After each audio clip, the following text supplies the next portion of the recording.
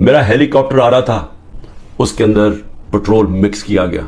وہ ہیلی کاپٹر بچتے بچتے بچتے, وہ سارا پہاڑی علاقے میں وہ بڑا ہیلی کاپٹر تھا, لینڈ ہی نہیں کر سکتا تھا.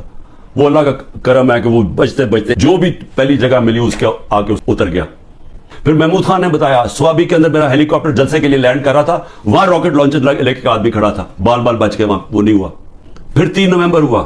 3 نومبر کے بعد پھر مجھے قتل کرنے کی کب کوشش کی گئی؟ 18 مارچ کو. کدھر کوشش کی گئی؟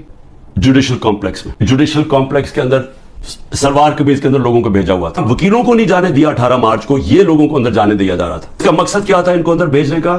کہ وہاں لڑائی ہونی تھی, گاڑی اندر گھستی ہے. تو یہ ذرا آپ سین دیکھیں, ان کے اندر وہ نامعلوم افراد بھی گھسے ہوئے, اور یہ دیکھیں ذرا تماشا.